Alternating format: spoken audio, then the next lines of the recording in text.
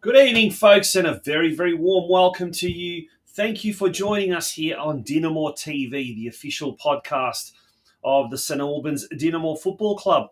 My name is Taunchi PAUSAK, and I will be with you over the next hour or so. There's a lot to get through tonight. Let me tell you, it's going to be a great show. The usual story, lots of news and views happening around the club, and we'll be and it's always good when the senior men's and the senior women's team record wins, and that they did over the weekend. We're going to be paying homage to the most passionate supporters, the boys on the hill, when we take a little bit of a trip down memory lane in the From the Vault segment from circa 2009. The boys from the hill were in fine voice that day, even though we didn't clinch promotion that day. Nonetheless, they were very, very supportive of the club. Our guests for this week, well, we've got our main guest is going to be a young gun. He's a rookie, but he's doing so well in the senior men's team, and he's become a regular starter. And of course, we talk about LUKA CABRAJA, so he'll be joining us a bit later on in the show, and also as part of our new series where we get to know some of the clubs that are taking part in this year's Australian Croatian Soccer Tournament. That's going to be hosted by Dinamo from the 26th right up until the 29th of September. Tonight, we've got the great pleasure to welcome our neighbours from the southwest of Victoria, and that's in North Geelong Warriors. We're going to be talking to the president, Tom PAUSAK, a little bit later on in the show. So as you can see, it's a jam-packed episode. And if you're tuning in from wherever you're tuning in, let us know in the chat section, in the comments section, and let us know where you're tuning in. I'm sure we've got a couple of international and maybe some interstate viewers as well. Before we go for a sponsorship break, an ad break, just a big shout out to our sister club up in Canberra, the O'Connor Knights. Well done on a fantastic performance in the Australia Cup midweek. Unfortunately, they didn't progress through to the round of 16, but attracting 3,600 fans to GIO Stadium in the middle of the week in Canberra is not a bad effort, and they did themselves, the football community in Canberra, and indeed the Croatian communities around Australia, very, very proud. Well done to everyone involved with the O'Connor Knights. Folks, don't go away. When we return, it's our first segment for tonight, the news desk.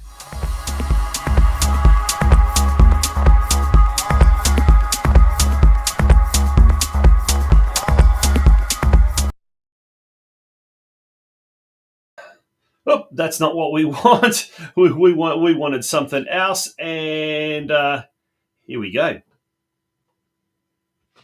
The I&D Group is regarded as one of the largest deliverers of concrete structure solutions in Victoria. Formed in 1994 by Ivan and Kathy Filipovic, their passion and commitment to getting the job done safely and economically has underpinned their success in the industry. I&D partners with large-scale building and construction companies in both the private and public sectors on projects large and small. With our corporate headquarters based in South Melbourne and storage yard based in the southeast suburbs, we have at our disposal thousands of square metres of quality materials, along with state-of-the-art lifting and crane equipment, enabling us to deliver the largest projects. We are committed to delivering high-quality projects by partnering with our clients and collaborating with project suppliers to ensure each job is delivered to exceed expectations. From humble beginnings, I&D now employs more than 1,200 dedicated professional and support staff, involved in a number of landmark projects right across Victoria. The I&D Group is a massive supporter of the Croatian community, backed soccer clubs in Victoria, and is proud to be the major sponsor of the St Albans Dinamo Football Club in 2024.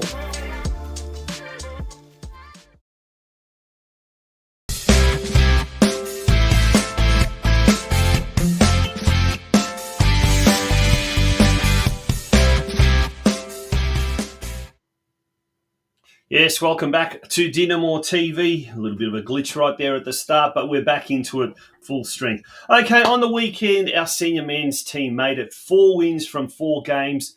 We're still not completely out of the woods, but there is a catch-up round this weekend Well, actually for the NPL, it's the Dockery Cup final. So we'll be taking a week off, obviously, though, the senior team.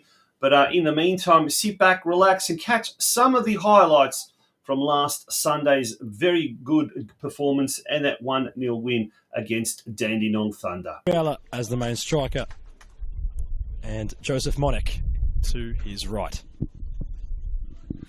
And the Dandy Thunder team's got a lot of its first team players sitting on the pine today, giving the youngsters a fair crack at playing in the back end of this season, having no fear of getting relegated. Coach Adam Pittick's given the chance to some of these youngsters, and in goal is Antonie van Riet, which will come into play. You just wonder whether or not the floodgates might open in terms of rain, but meanwhile Thunder turn over possession from St Albans rather, and a snapshot of goal was dispatched by Jordan Smiley, which Bulledge was happy to roll upon the turf and claim. Might want to rescind an earlier statement in which I might have alluded to Dinamo being guaranteed. By Cavalio. Chance for Bimes again. Get the ball into the box, curling ball, back post! And in the end, Antonie van Riet was there in the right place at the right time, but the ball's been given away already. Deep ball in the box. Cleared away.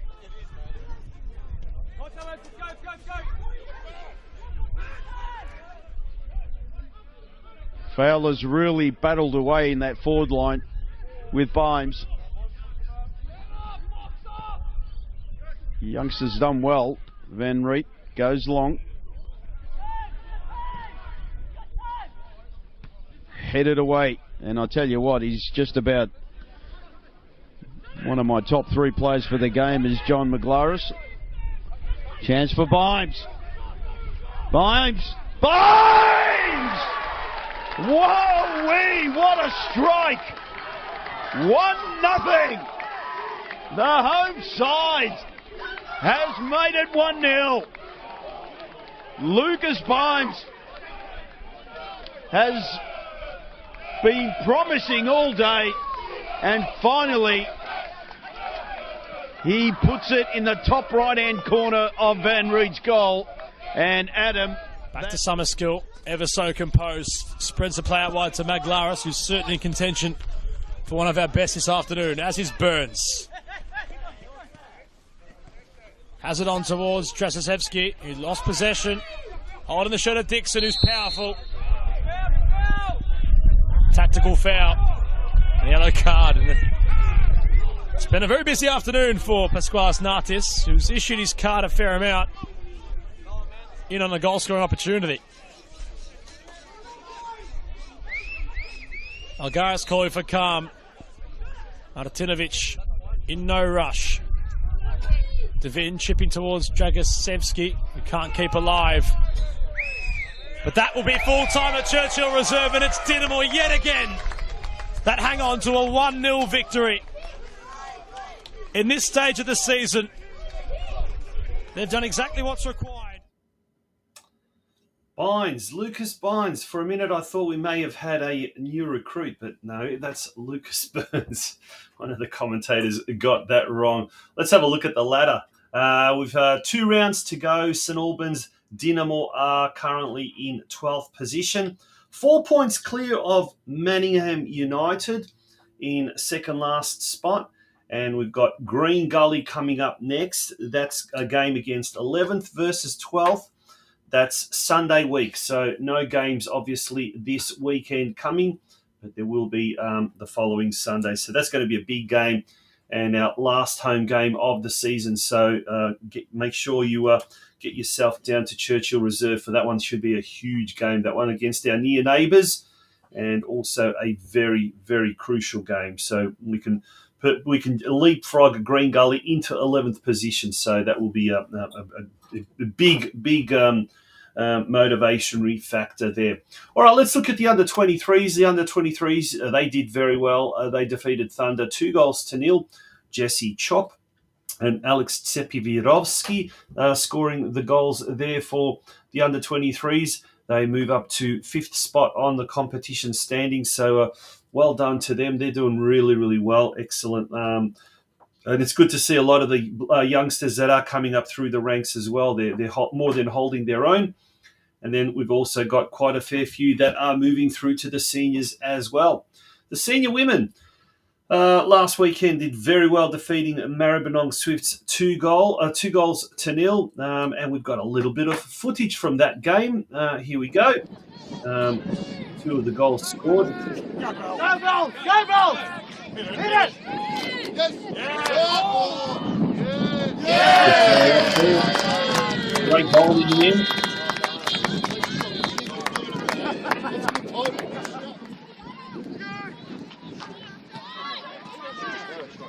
Yes! Oh! Who's got it back? I got the VO on time.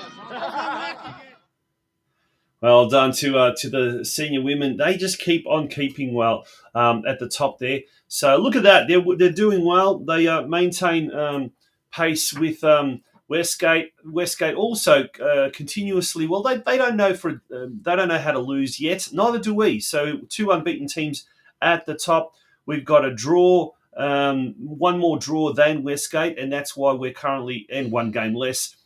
This weekend, we're going to bridge that gap when we take on Geelong Rangers at home on Sunday at 3 p.m. on pitch 2. So do get yourselves down to Churchill Reserve. A win here will reduce that gap between Westgate and St Albans to just 2 points, and we still have to come up against Westgate a little bit later on in the season, and that could be the big one, the big final. I'm told only one team at the moment, only one team gets promoted from State 2 into State 1 next year. But there are 2 conditions. One is obviously that you have to have a reserves team as well, a seniors and a reserves team.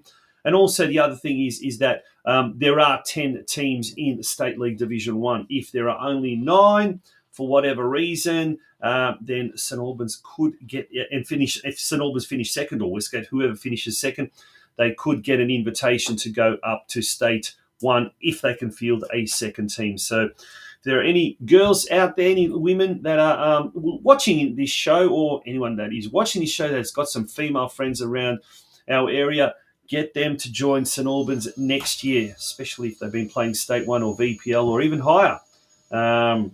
Alrighty.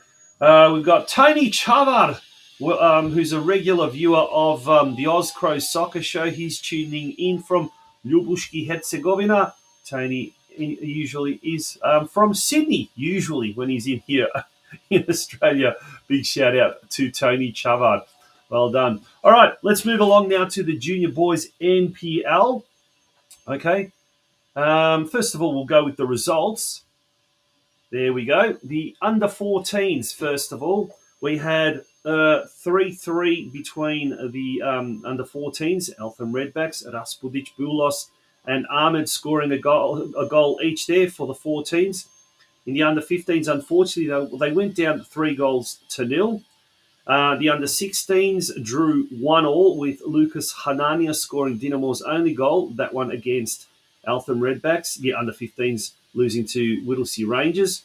And then in the under-18s, Brunswick Juventus defeated Dinamo, inflicting Dinamo's first loss, 3-0. The under-18s in the Division 3 Northwest.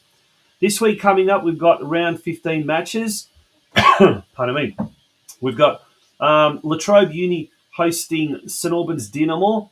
That game kicks off at 10 o'clock at the La Trobe Uni in Albury and Wodonga.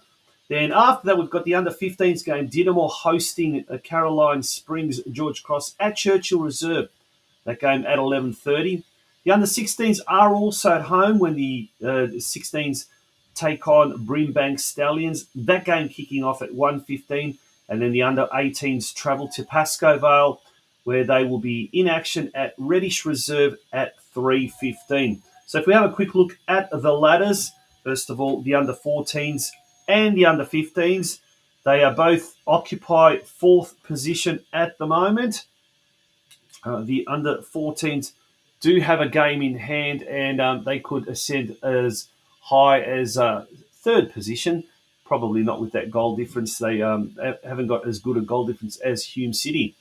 And then we move along to the under-16s and the under-18s. The under-16s at the moment, they've got a game in hand as well. They're in 5th position. They can jump up at several spots.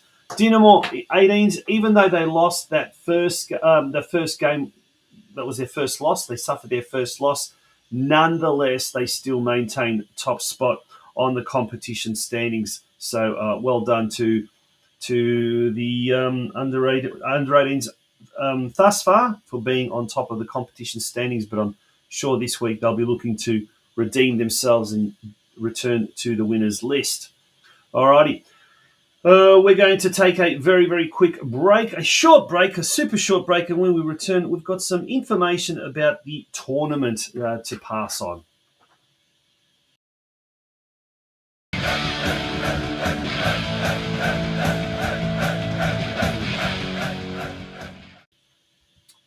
There you go. Told you it'll be a very, very short break, and let's look at some of the news regarding the tournament coming up.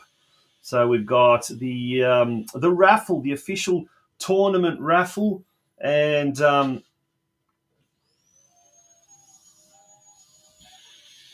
pardon me, it's $20,000 total prize pool, and first prize is $15,000. Second prize $3,500, and third prize is $1,500. Tickets are $50 each. And you can purchase that at the club right up until the last day of the tournament. So prizes will be drawn on the 29th of the 9th, 2024. I better tell my sister to get a ticket. That's her birthday, so it might be a lucky day for her. Prizes will be transferred to the lucky winner's bank account on the 1st of October 2024. Definitely something to look forward to. The tournament disco, always a highlight of every tournament. That's on the Friday night. That's going to be at Inflation Nightclub. And Inflation Nightclub are one of our silver sponsors, our newest silver sponsor, in fact. And a very big thank you to our newest silver sponsor, the Inflation Nightclub. Inflation Entertainment Complex is a Melbourne nightlife institution and a long-time supporter of Croatian events. We are thrilled to host our Friday disco at Inflation and proud to have them support the tournament. No tickets will be sold at the door. They must be pre-purchased via the link or the QR code, and it is strictly an 18 and over event. The ladies' lunch. Tickets are selling very, very quickly for this. That's on Friday from 11:30 till 3 p.m. There's going to be a very snazzy marquee, a top-class, first-class marquee that's going to be erected between pitches 1 and 3. And this will be the site or the venue for this very, very exclusive ladies' lunch. We talked about silver sponsors. We can't forget our very, very first announced silver sponsor, Adria International Travel Agency. And we thank both Inflation and we also thank Adria for their support. And last but not least, just announced this week there will be a fish night inspired by the flavours of the Dalmatian coast, a 3-course meal with live entertainment by Gola Guitarra, and this will be in the Dinamo's main hall. So for those that aren't really too keen to go to the disco, or maybe you might want to go to the fish night and then go off to the disco later on, but that's going to be on Friday, September the 27th at 7:30 p.m. $120 per person, and there is a link in the bio. So if you go to the Facebook page, the CST 2024 Dinamo Facebook page, all the information is there. Rightio, that's it from the news desk. It's time to move on now to the rest of the show, and after this short break, it's back with the From the Vault episode number 10, a little bit of a tribute to the Hill supporters.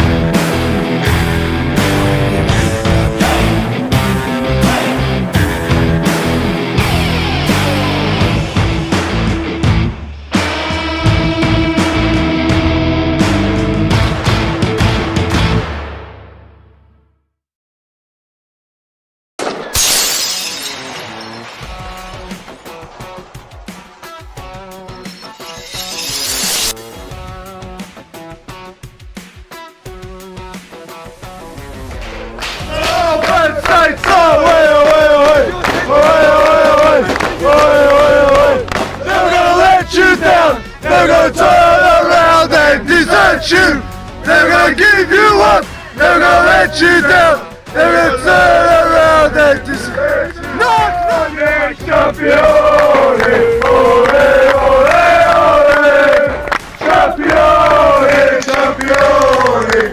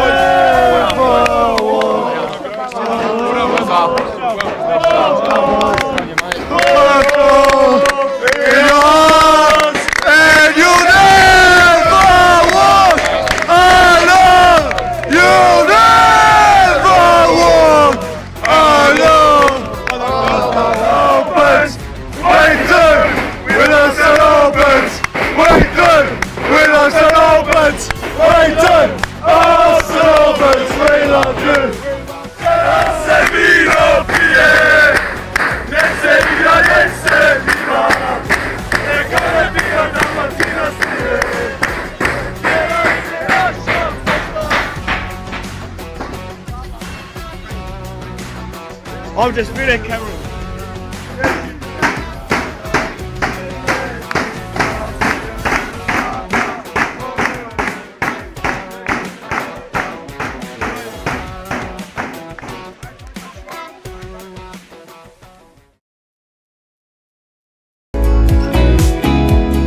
Westar Prestige is a family-owned second-generation business which is celebrating 50 years of operations this year. They're a specialist prestige collision repair facility situated in the western suburbs of Melbourne, Victoria. However, they service all regions in the state, with many of their clients travelling from far and wide to use their services. They're also able to provide a digital platform for quoting clients' vehicles who are unable to personally attend their premises. They're an authorised manufacturer-approved repair facilities for Mercedes-Benz, Tesla, Peugeot and Suzuki, and are proud of their ongoing affiliation with these brands. They also work closely with a number of Australia's largest insurance brands who entrust them to be part of their preferred repairer network. Their support staff are always happy to assist clients from the initial process of lodging claims through to the final stages of collection of the vehicle on completion of repairs and post-repair. So remember, for all your prestige collision repair needs, consider Westar Prestige, an award-winning, long-standing Australian-owned business.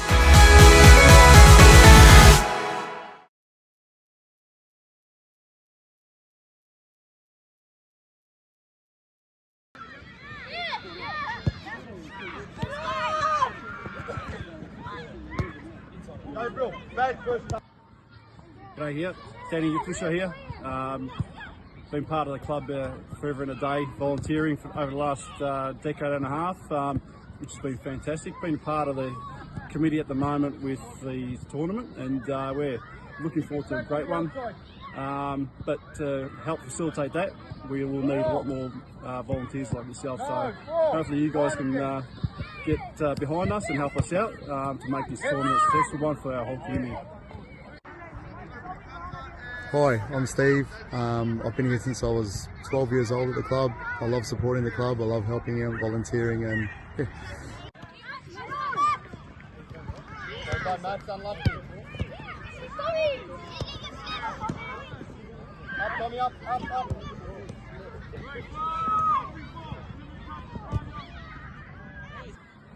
How you going? Rob Mickledge here. I'd love to see a lot more people volunteer their time if they can to help out the kids with just helping out with Dinamo at the club, and hoping to get more people to help us out with the tourney coming up shortly.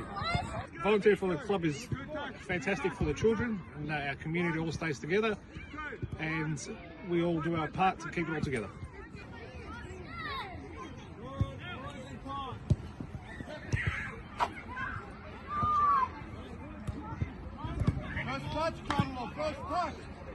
Christian Dulwich here for the big 2024 Dinamo tournament, hosted here anywhere else, but we're in St Albans. We need volunteers like you, like myself, like Milch, and a whole bunch of others.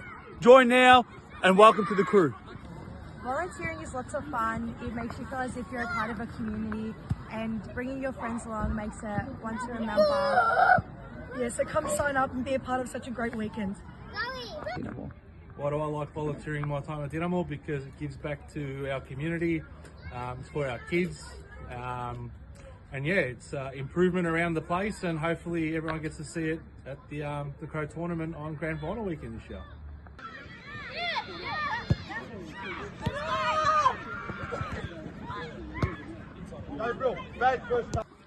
G'day guys, Darren Cordial here. Volunteering is a big part of our club. We've got the Croatian Tournament coming up soon, and we'd love to see you as a volunteer. Thank you. Hi, I'm Natalie Matrevsky. Hi, I'm Anna Mianch. And I'm Lucy Habolik, and we are your volunteers. We'd love for you to come and sign up. For this year's soccer tournament. Proudly hosted by Dinamo Soccer Club. So sign up and come and join the Blue Crew.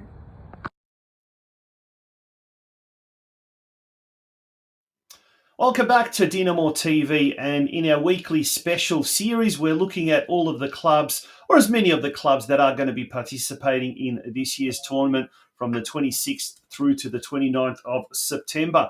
And today we're going to take a very, very short trip down the Princess Highway, down south, and to our near neighbours, North Geelong Warriors. And it's an absolute pleasure to welcome to DinamoTV a very good friend of mine, actually, Tom PAUSAK, the president of the Warriors. Tomo, how you going? Very good, Tonchi. Yourself? Yeah, very good, mate, very good. Well, it's the first day of August. Winter is slowly coming to an end, and what that means is that one day in September, and here in Victoria, we're not talking about the AFL this year, we're talking about the Dinamo, the Australian Croatian Soccer Tournament, and North Geelong Warriors are one of the teams, or one of the clubs sending teams. So congratulations and thank you on that. First of all, how are things going at North Geelong Warriors on and off the field? Look, off the field, really good. Lots of stuff happening. We have recently, at the start of the year, won a grant to get all brand new lighting on the main pitch, which is going to get us up to the 300 lux, I guess. Yeah. Even a little bit more. So will give us the potential to have some night games.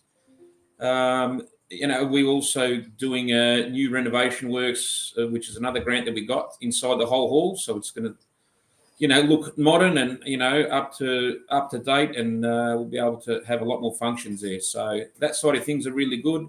Functions wise, we've been doing lots of things, really getting the community together regarding trivia nights, poker nights, kids, mini-roos discos, which was a real hit. It was a few weeks ago. It was some good video out there with the kids even doing a caller, which was pretty amazing to see. That's the way the next generation coming up through the ranks. And we've, speaking of functions, we've had no doubt a lot of members of the Dinamo fraternity travel down the highway to Geelong, and especially for the Festa, which is now becoming a big day. But it's also great to see North Geelong, and you in particular, when it's the I&D Crow Cup the days, as well as other functions as well. The Sponsors Day, you were there as well representing North Geelong. Great to see the two clubs working very, very well together. And that's what it's all about, isn't it? That's what the Australian Croatian Soccer Tournament is about. Yes, it's a bit of soccer, a bit of football on the field, but it's also getting that second and third generation of us together, isn't it? Absolutely. And, with all the team down at Dinamo, I think we hold very similar values. We're all trying to achieve the same thing on and off the park. Ilya is a fantastic bloke. And that's him ringing now, isn't it? Just to say well done, Tomo. And I chat to Ilya, pretty often. We always bounce a few ideas off each other, and I'm really happy for them with the tournament coming up. And we're all looking forward to rolling our sleeves up and helping everyone at the Dinamo team there. Yeah, fantastic. Now, how many teams is North Geelong Warriors sending this year? At this stage, we've got our senior men's and women's, and the over 35s team as well. Yeah. Now, with the senior men's, unfortunately, relegated from VPL 1 to VPL 2, but it's not all doom and gloom, because this year has been a real, I guess it's a transformative year, just like at Dinamo, where we're bringing a lot of young players up through the ranks. I think at last count in the last game, there's something like 6 or 7 teenagers in the starting lineup. That's correct. Yeah, look, there's a lot of talents that we've got coming through the ranks, and there's an army of kids coming through. So it's a plan, we've put in place. Obviously hasn't gone completely to plan, But look, it's not all doom and gloom. We're playing some really good football, and we're going to be hopefully keeping most of these kids next year. And we've got a good, football ops team working very, very hard at the moment behind the scenes to get everything prepped for 2025. Keep a lookout, keep an eye on us. It won't take us long to, bounce back and start playing some strong football and, get ourselves back up there. Well, can't wait for the senior men's to be back in the NPL where they belong, so that we've got a few Croatian derbies to look forward to. Absolutely. And speaking of Croatian derbies, we've got our fingers crossed here at Churchill Reserve that the senior women will end up in a top spot and get promoted to State League One, where the North Geelong women's are currently at the moment. That would be a Croatian derby to look forward to. That would be great, yes. Yeah, no, I hope we can see that. Yeah, absolutely. Now, but speaking of the women, mate, down at Alco Park, it's been a real concerted effort over the last few years to get the girls and the women's to another level, and it's paying dividends because you've got record numbers of girls playing at Alco Park and lots of teenagers and juniors getting through into the senior team now, aren't they? Absolutely. Their women are really, really strong, and the young girls and the teenagers coming up. And they're making the senior team, again, playing really good football. But the numbers is just absolutely amazing. I think the last count, I hope I haven't got this wrong, but it's north of 130, girls playing at the club, which is like in the top 3% of the state. It's wow. About 30% participation, which there's only one or two other clubs that sort of match, that the number of women playing. But a big part of that is our vice president and women's football officer, Stipe Kump. He has been doing an amazing job, with all the women's and the girls programs and recruiting and working with his team around him. So he's definitely been a real difference. And through all the other years, we've had Maria Spearhard and Anne-Marie Simic, who've all done an amazing job, to help her get it where it is. So there's a really good team behind, all the women. Yeah. Now you're not saying such nice things about Stipe simply because he's your colleague at work and a partner, or the fact that he actually does a very, very good job, Stipe, particularly in the women's side of field as well. Yeah. But just overall speaking, with regards to the club, it just seems like now a new set of faces are involved and taking over and helping run the club, and there's been so much work on and off the pitch. But I guess one of the things that you guys, I know speaking to you off air, has been there's never enough volunteers. And North Geelong, I was involved in that at the time. Just before COVID hit, we were bidding for the Australian Croatian Tournament, and we just got into the process of really mobilising a whole army of volunteers, and then bloody COVID hit and stuffed things up. So, but what would be your, I guess, from experience, what would be your words of advice to St Albans Dinamo and to the volunteers and everyone that's involved with the club with the planning side of things now? Look, with the volunteers, I think that the biggest resistance or fear people most, that have is, if they're going to get involved, they're going to straight away jump on the board and they're going to be, it's going to take over. That it's not. All any board or anyone wants is just support. Those little 1% of jobs, opening up the club room, helping, organise some trophies for the year or some entertainment. It's just support to know there's people behind you to help, along the way. That's the biggest thing. Don't be scared, embrace it. It's great fun. And, once we're all got the same goals and once we start working together, like many hands, make light work. So.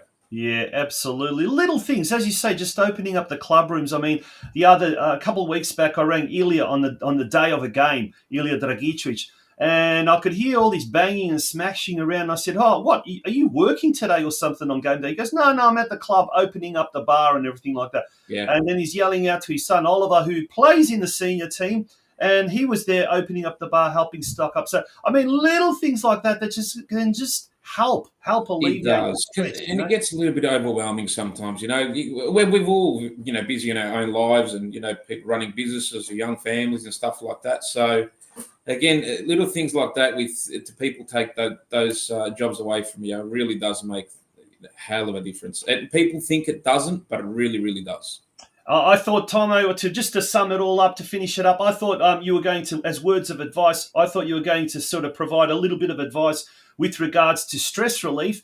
And I thought you were going to suggest that every volunteer gets a nice little aquarium like you have in the behind you right there, just to calm things when you're most stressed. Well, see my aquarium. It's actually my office here. So this is how people know what kind of mood I'm in. It's green. It's coloured green at the moment. If it's you're colour, angry. People stay away. Stay away. I like you, Tonchi. I like talking to you, so it's green. There we go. The green is good. Green means go, but it also means that the North Geelong Warriors president is in a happy mood. Tom, thank you so much for joining us on DinamoTV. Wishing you all the best, and we cannot wait to see the Warriors down here in September. You're more than welcome. Thank you, Tonchi. Good on you. Thank you. That was Tom PAUSAK, the president, a first-year president, by the way, and he's doing a ripper job down at North Geelong Warriors, our near neighbours, just down the highway. Folks, we're going to take a break, and when we return, we will continue with DinamoTV, and it will be time for our very, very, very special guest for tonight, young gun. He's broken into the senior team, and he's doing very, very well, LUKA CABRAJA.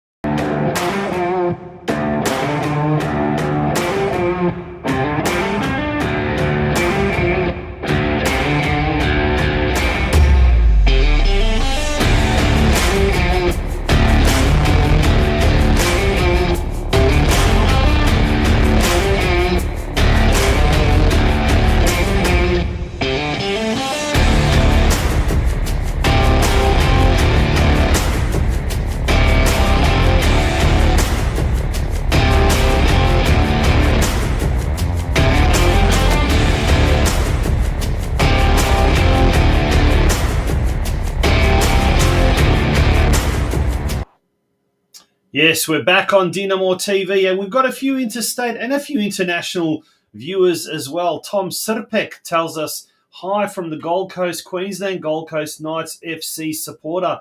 Thank you very much for joining us, Tom. We've also got, well, supposedly someone from Japan. Shane King says, watching from Japan. Good evening, Shane, or afternoon to you over there. Well done. Keep them coming. We'll love to see where people are tuning in from. But that brings us now to our next guest, and it's an absolute pleasure to welcome back to DinamoTV because we did have him earlier on in the year, and it's 18-year-old young gun. He's a rising star, and he's made it into the senior team, and he's become quite a regular. It's a very, very warm welcome to LUKA CABRAJA. LUKA, good evening. How are you? Good evening, Tonchi. How are you? Very good, mate. Very good. I tell you what, after 4 wins on the trot, I'm feeling a lot better than I was about a month ago. Do you know how hard it is to put together a weekly podcast when the team's doing not so well? But I'm glad to say things have changed, mate. How are you? I'm not too bad, mate. Yeah. Now, last time we had you with Nicholas Murray, and you were doing really well in the under-23s. But geez, you've had a stellar season. I was going to say a hell of a season, but a stellar season in 2024. And you've really made it to the senior team and become quite a regular. Tell us about the year in your own words. So obviously at the start of the year, I was with the Resis, training with seniors, but obviously playing on game day with the Resis. And the new coaches came in, as you know, and when the new coaches came in, I finally got my opportunity. So yep. I played a couple games, came off on the bench, and then a couple games forward, I started regularly now. Yeah, that's awesome. That's great to see. Do you still get a chance to occasionally play with the 23s? Not really. Yeah. Do you miss it? I mean, they're doing really well, and they'll probably say they're doing a lot better now that you're not in the team. But if we have a look at the ladder there, I mean, that's really good. They're doing, very well, 5th, and they've had yourself and a few other players moving up to the seniors. But what was your time under Tuna and Berkey? What was it like there?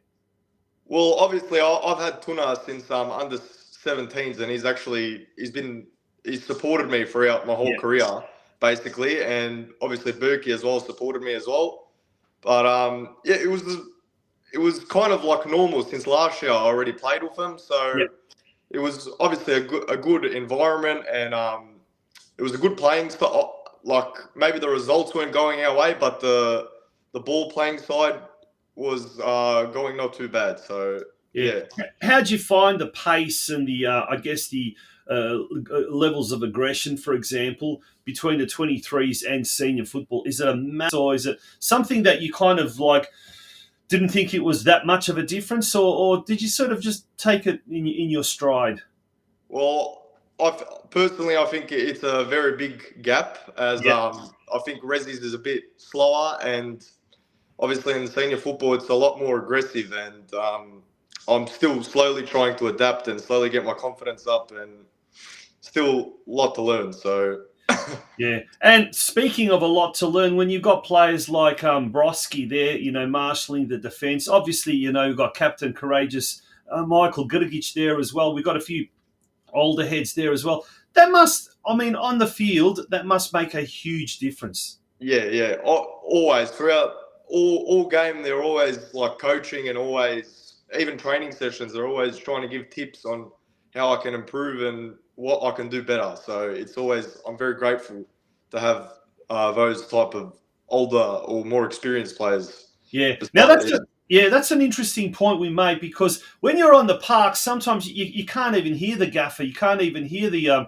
what's happening on the sidelines, and they might be screaming and the crowd's screaming and this and that. But that's where the players, your colleagues on the field, become very important. And how important is that instruction on the park, especially from some of the more experienced players, but I guess just players that play next to you, play alongside you. How important is that on-field dialogue? So, like, especially from Michael Grgic, like when you receive an instruction from him, you have to listen. Obviously, as he's probably the most experienced there when it comes to the club and all, and obviously it lifts up your confidence, obviously, and you learn a lot from like. And do you get the instruction? Do you get that feedback before the actions happened, or is he just always getting the free feedback and and not just him? I guess the other players after you've made a mistake, or after you. Yeah, that's when you most get the feedback, is it? Yes. No, let's talk a little bit about you. You came to Dinamo when you were quite young, but prior to that, you started your football somewhere else. Yep, I started my football career at Carnley FC, but I think they're called Albion Rovers now. Mm-hmm. And got to under 11s, and I made the move to St Albans Dinamo. Yep. And I've been at the club ever since. Yeah. Oh, that's awesome. You're 18. You've broken into the first team. What's your favourite position? I'm in the midfield as a 10. As a number 10, so sort of more of attacking-minded in the midfield, yeah. Do you look up to someone like Luka Modric, or what other players do you kind of look up to? Whether it's locally or internationally, who do you kind of, even growing up, who were some of the players that you kind of idolised and wanted to emulate them? Well, I would say Messi, but he was on the right wing, so but he was. The one I idolised as a kid growing up, Messi. So if it came down to Messi or CR7, Messi hands down. Yeah. Sound like my son, exactly like that. But no, that's great to see. What about locally? Like now that you've played in the NPL, who are some of the players either from Dinamo or from other teams that you've been particularly impressed this year? Sorry, can you repeat that question? Yeah, who are some of the players either from Dinamo or from some of the other opposing teams that you've come across this year that you've been really particularly impressed by, and why? Oh, well, on the weekend we played against Dandy Thunder. They had a number 6 who was, I think his name was Birkin Kadar. Yep. And he was very technical and very sharp on the ball. It was very good to see that I'm playing against someone like that who's like very far ahead. Yeah. And there's some really good young players, isn't there? Like at the moment, there's a lot of. We're not just talking Dinamo, but a lot of the clubs are giving a lot of good, talented young players a go. And look, next year, if Melbourne Victory Youth Academy gets in, and who knows, possibly Western United or Preston Lions, they're going to have no shortage of talented young players themselves. So I guess it must be, quite an exciting time to be breaking in and playing in the NPL Victoria competition. Yeah, I'm very grateful to have this opportunity, especially for Billy and Cam giving me this opportunity. Yeah. I was very patient with waiting for my opportunity to come. So yeah, mate. Well, we enjoy watching you. It's an absolute fantastic. Watching a homegrown young player doing really well in the senior team. I think a lot of people will agree with me on this one. But it's fantastic watching you out there. So keep on doing what you're doing. But what's the next step? Where would you like to be in, say, the next 2 to 5 years? Well, I'm hoping to be at Dinamo for as long as I can. I haven't really thought that far ahead, if I'm going to be completely honest. But right now Dinamo is the main priority. Awesome. And what are you doing away from football? What do you work at the moment? What do you do? Yep. So I currently work at Stilcon. I'm a third-year apprentice. I'm a boilermaker. Well, we're not going to let you go anywhere until you've completed that apprenticeship before then. And how do you relax when you've had enough of football? Or maybe you don't. Maybe you just love, breathe, eat, sleep 24/7 and watch it on YouTube and play it on Xbox. Well, what do you do to relax when you're away from the club and away from training and games? Well, to be honest, I work, I go to sleep, and then training, and it's just like that repeat. I love it. That's fantastic. Mate, well, wishing you all the very best for the remaining couple of games this season. Job's not completely done. Green Gully next. That's in 2 weeks' time. At home, our last home game of the season, then a tough one against South Melbourne away. So I guess this is the game that we really, really need a result. And I guess if we get a result, we'll leapfrog over Green Gully as well into 11th spot. So the boys must be pretty excited and maybe spewing that there's a bye this weekend. Well, we're really looking forward to Green Gully, and we've got a really positive mindset in the change room. So we're just training away, I guess. Yeah, not playing any practice games behind closed doors this weekend. Yeah, sorry, we've got a Saturday game against Western United. Oh, brilliant. Awesome. Oh, fantastic. Oh, good luck for that. You never know. Someone might spot you there and they might say, well, this kid, he can go straight to the A-League. You never know. Hopefully, I'm not sure. Look, it's been an absolute pleasure chatting to you. Wishing you all the very, very best. Thank you very much for having me. I appreciate it, Tonchi. Enjoy. LUKA CABRAJA on DinamoTV. We're going to take a very, very short break. When we return, it's going to be time to start wrapping up proceedings on tonight's episode of DinamoTV.